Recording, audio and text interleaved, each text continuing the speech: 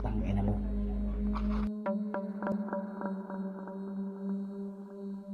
Ang wuwog o unga-unga ay kilala din na yugyog, nakahawig ng penanggal ng Indonesian at Malaysian folklore at ng krasuwe ng Thailand. Sa umaga, ang unga-unga ay normal na tao, ngunit pagsapit ng dilim, lalo na kapag hating gabi, humihiwalay ang ulo sa katawan nito upang humanap ng bibiktimahin. Sinasabing habang lumilipad ay paikot-ikot sa ere ang bituka ng wuwog, na ang tunog ay gaya ng lubid na hinahawakan sa dulo at pinapaikot sa ere. Paborito nitong biktimahin ang mga buntis at mga sanggol sa pamamagitan ng pagsipsip ng dugo gamit ang matulis na dila na may kakayahang humaba na tila lubid na manipis. Karaniwan itong dumadapo sa bubong o lumulutang sa silong ng bahay ng bibiktimahin. Kapag hindi nakahanap ng buntis at sanggol na kanyang bibiktimahin, ang wuwog, inaatake nito ang sinumang matsyempuhan sa gabi. Kahit ulo lamang na lumilipad, kaya nitong makipagbuno sa mga tao.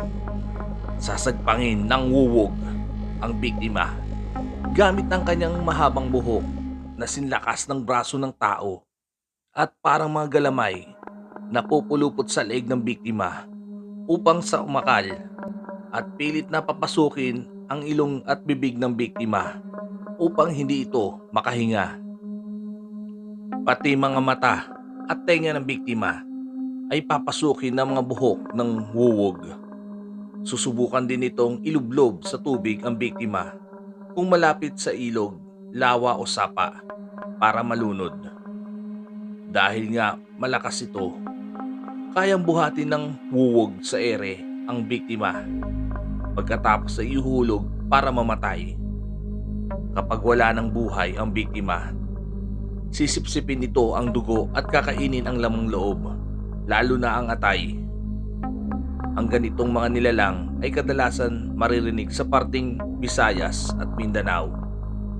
Ngunit ang wuwog ay pamilyar sa bansang Thailand na lubos kinatatakutan ng mga mamamayan na naninirahan sa mga liblib na probinsya. Ang ibabahagi ko pong kwento ay may kinalaman sa nilalang na aking nabanggit. Ang nilalang na tinatawag nilang wuwog. Noong una, hindi ako naniniwala sa ganitong uri ng halimaw.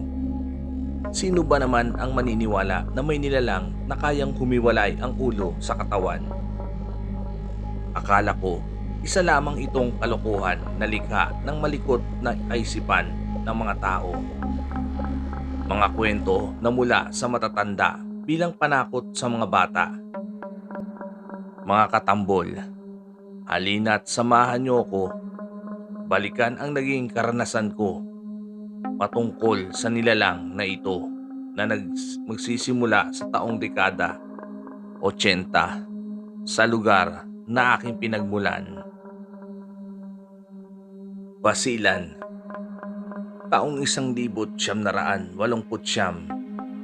Sa panahong ito ay 11 anyos pa lamang ako at bunso sa 3 magkakapatid. Bali po sa edad na aking nabanggit ay nagdadalang tao noon ng aking ina na hihirangan ng bagong bunso. Ang ipinagbubuntis noon ng aking ina ay literal na nagbigay ng labis na kasiyahan, lalo na sa aking ama na hindi maipinta ang tuwa. Iyon ang unang pagkakataon na magkakaroon ng babae sa aming pamilya. Sa madaling salita, kaming 3 ay kapwa mga lalaki. Sir Sid, bilang respeto sa aking mga magulang at mga kapatid, itago ko na lamang sila sa pangalang Tatay Dionisio, Nanay Edita, Luisito ang panganay at Amir ang pangalawa na sinundan ko. Payak lang noon ang aming pamumuhay. Naninirahan malapit sa lawa na napapaligiran ng mga puno ang kinatitirikan ng aming bahay. Pangingisda at pagtatanim ang pangunahing pangkabuhayan. Kailanman, hindi ko pinagsisihan na lumaki ako sa mahirap na pamilya. Kung tutuusin ay napakapalad ko. Nagkaroon kasi ako ng mababait at mabubuting magulang at mga kapatid. Simula nung mabuhay ako sa mundo, literal na laganap na sa aming lugar ang kaguluhan. Madalas naririnig ang bawat putok ng baril tuwing magtatakip silim ay hindi maiwasang mangamba sa mga umaaligid na rebelde. Sa katunayan, tuwing may mga gagawi sa aming bakuran na kalalakihan na may hawak na mahahabang baril, ay nagtatago kami magkakapatid sa loob ng aming tahanan.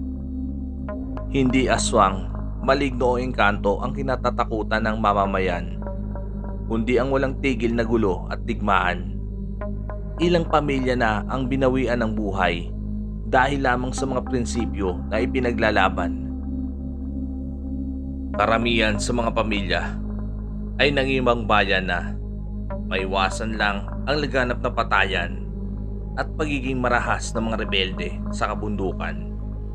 Pati mga sibilyan ay nadadamay sa bulok na adikain sa bayan. Ngunit nung tumuntong ako sa edad na 11, doon na nagsimula ang katatakutan sa aming pamilya. Isang pamilya kasi na binubuo ng 5 ang biglaang dumating sa aming lugar. Naninirahan ang mga ito sa dulo ng lawa. Isang gabi, habang bumubuhos ang malakas na ulan, ay maagang umuwi sina Tatay Dionisio at Luisito galing sa pamimingwit. Katatapos lang din namin noon na kumain ng hapunan ni Nanay Edita at Kuya Amir. Mabuti naman at nakauwi na kayong mag-ama. Akala ko, magtatagal pa kayo sa lawa. Sobrang lakas ng ulan. Delikado kung magtatagal pa kayo doon Dionisio, magbanlaw ka muna bago lumapit sa akin. Makasasama ang tubig ulan sa pagbubuntis ko. Alam mo namang malapit na akong manganak. 2 buwan na lang, isisilang ko ang sanggol. Ani ni Nanay Edita sa aking ama. Kaya nga hindi ako lumapit sa iyo. Ayaw kong magkasakit ka at ang munting anghel sa tiyan mo. Bueno, maliligo muna ako at may mahalagang bagay akong sasabihin sa iyo. Malambing naman na tugon ni ama. Naunang naligo si Tatay Dionisio bago ang aking kapatid na si Luisito. Nakaupo lang kami noon ni Kuya Amir sa papag, malapit sa tabi ni Ina, habang aandap-andap ang tumba-tumbang gasera. Sir Sid, pagkatapos nun maligo ni Tatay Dionisio, ay magilo itong lumapit sa aking ina. Hinipo ang malaking tiyan bago nagsalita. Ani umano ni tatay, may natanaw sila ni Luisito na kubo sa hangganan ng lawa. Sumilay sa kanilang mga mata ang 5 katao na nakatayo sa entrada ng nakabukas na bintana. Walang anumang emosyon ang mga mukhang nakatitig sa kanilang kinaroroonan habang nagsasagwan pauwi sa amin. Sinabi pa noon ni Tatay Dionisio na tila may kakaiba sa naturang bagong salta na pamilya. Malamlam man ang paligid mula sa gasera, may kakaibat na peligro ang bawat titig ng mga ito. Mga tingin na singlamig ng bangkay. Pinag-iingat din kami na wag basta lumabas ng bahay tuwing kakagat ang dilim. At bantayan umano ang aming ina tuwing wala sila ni Luisito sa bahay. Mas madalas kasi sa laot ng mga ito.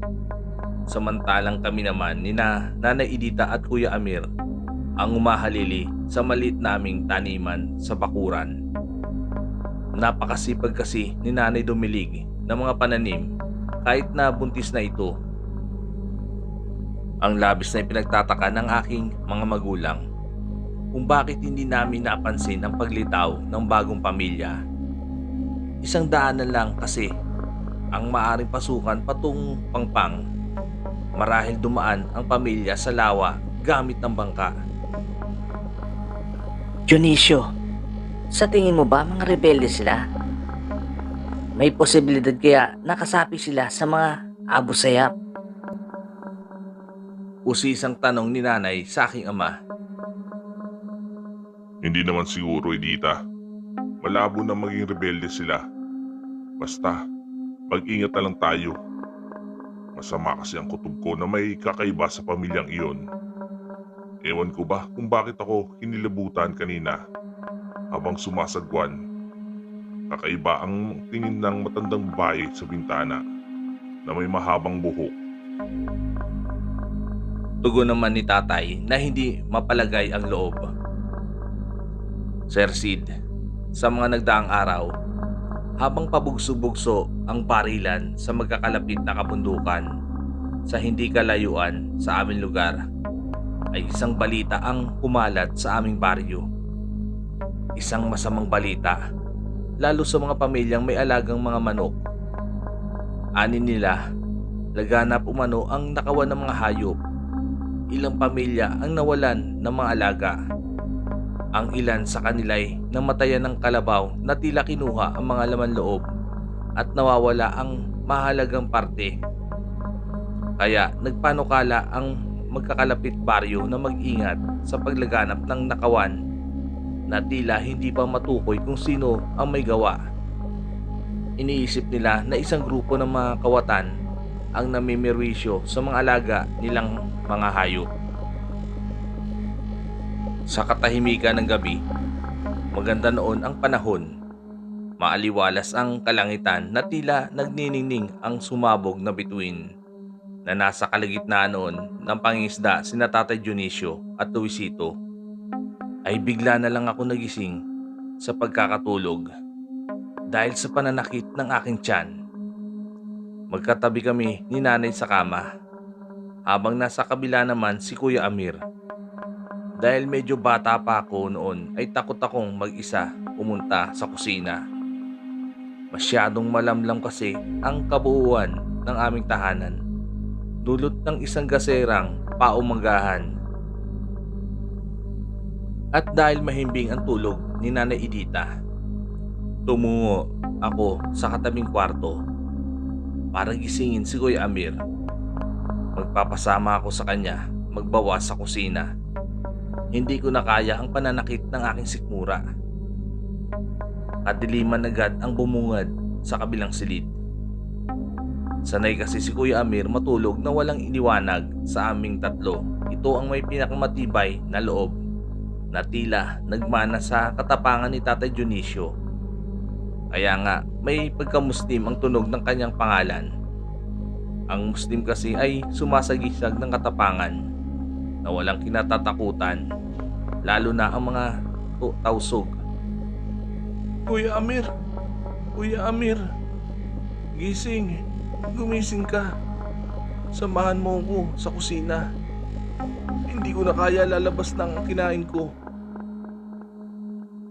Paulit-ulit ko ng pagising sa aking kapatid habang niyuyugyog ang kanyang balikan. Dahil hindi naman ito tulog mantika, ay agad naman itong nagising sa masarap na pagkakatulog. Emmanuel naman natutulog ang tao. Gigisingin mo para lang samahan ka, magbawas. Lalaki mong tao, takot ka. Malaki ka na, Emmanuel. Dapat patutukan ng mag-isa pumunta sa banyo. Nasa loob lang naman ng kusina ang palikuran. Naiinis sa tugon nito habang kinukusot ang mga mata. Natatakot ako, kuya. Baka kasi may mumo sa kubeta. Sige na, kuya. Samahan mo na ako. Hindi ko na talaga kaya. Bahala ka. Dito ko sa silid mo magdudumi. Pangungulit ko dito na may kasamang pagbibiro. Subukan mo lang, Emmanuel. Ipapakain ko sa iyo yung dumi mo. Masaway ka talagang bata ka. Sige na. Sasama na kita. Saglit lang at Sisindan ko lang ang gasera. Sagot muli nito, kinuha ang tumba-tumbang gasera sa lapag at mabilis na sinigaan. Habang naglalakad kami patungong kusina, walang tigil ito sa pagsasalita ng pabulong na tila parang isang bubuyog. Hindi maiwasan mapikon dahil sa pagiging matatakotin ko. Pagkarating namin sa palikuran, malapit lang sa gilid ng pintuan, ay nagmamadali akong umpo sa bawl. Tanging kurtina ang nagsisilbing pintuan.